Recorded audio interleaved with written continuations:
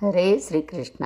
ಶ್ರೀಮದ್ ಭಗವದ್ಗೀತೆ ಅಧ್ಯಾಯ 15 ಶ್ಲೋಕ 15.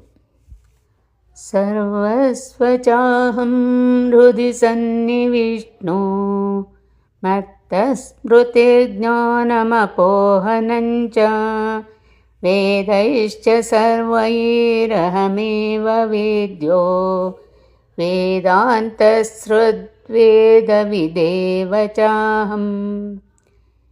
ಈ ಶ್ಲೋಕದ ಭಾವಾರ್ಥ: ನಮ್ಮ ಹೊರಗಿರುವ ಭಗವಂತನ ರೂಪಕ್ಕೆ ಆಹಾ ಎಂದರೆ ನಮ್ಮೊಳಗಿನ ಆತನ ರೂಪಕ್ಕೆ ಅಹಂ ಎನ್ನುತ್ತಾರೆ. ನಮ್ಮೊಳಗಿರುವ ಭಗವಂತ ಸದಾ ನಮ್ಮೊಂದಿಗಿದ್ದು ನಮ್ಮನ್ನು ರಕ್ಷಿಸುತ್ತಿರುತ್ತಾನೆ. ಸಾವಿನಲ್ಲಿ ಸ್ಥೂಲ ಶರೀರವನ್ನು ಬಿಟ್ಟು ಹೊರಹೋಗುವಾಗ ಕೂಡ ಭಗವಂತ ನಮ್ಮೊಂದಿಗಿರುತ್ತಾನೆ. ಆತ ನಮ್ಮನ್ನು ಒಂದು ಕ್ಷಣ ಬಿಟ್ಟಿರುವುದಿಲ್ಲ. ಆತನ ನೆಲೆ ನಮ್ಮ ಲಿಂಗ ಶರೀರದೊಳಗಿರುವ ಸ್ವರೂಪದ ಆತ್ಮ. ಈ ಆತ್ಮನೇ ಅಹಂ. ಇಂತಹ ಭಗವಂತನ ಪ್ರಜ್ಞೆ ನಮಗಿದ್ದರೆ ನಾನು ಮಾಡಿದೆ ಎನ್ನುವ ಅಹಂಕಾರ ನಮ್ಮನ್ನು ಕಾಡದು. ಇಲ್ಲಿ ಎಲ್ಲರ ಹೃದಯ ಅಂತರ್ಯಾಮಿಯಾಗಿರುವ ಭಗವಂತನ ರೂಪ ವಾಮನ ರೂಪ ಎನ್ನುವ ಸುಳಿವು ನಮಗೆ ಸಿಗುತ್ತದೆ.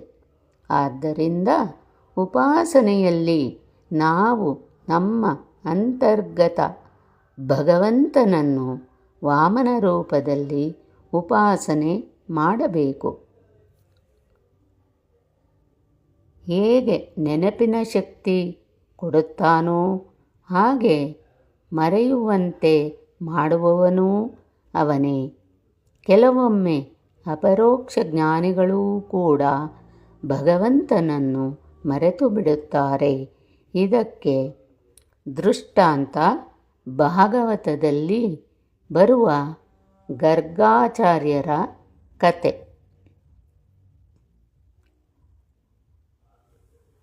ಭಗವಂತನಿಗೆ ಕೃಷ್ಣ ಎಂದು ನಾಮಕರಣ ಮಾಡಿ ಕೃಷ್ಣನ ಭಕ್ತರಾಗಿದ್ದ ಗರ್ಗಾಚಾರ್ಯರು ಯಾವುದೋ ಒಂದು ಕೆಟ್ಟ ಸನ್ನಿವೇಶದಲ್ಲಿ ಎಲ್ಲವನ್ನೂ ಮರೆತು ಕೃಷ್ಣನನ್ನು ಕೊಲ್ಲುವ ಮಗ ಹುಟ್ಟಬೇಕು ಎಂದು ತಪಸ್ಸು ಮಾಡುತ್ತಾರೆ. ಎಂಥ ವಿಪರ್ಯಾಸ! ಆದರೆ ಇದೆಲ್ಲವೂ ಆ ಭಗವಂತನ ಲೀಲೆ. ಆತನ ಲೀಲೆಯ ಹಿಂದಿರುವುದು ದ್ವೇಷವಲ್ಲ, ಕಾರುಣ್ಯ.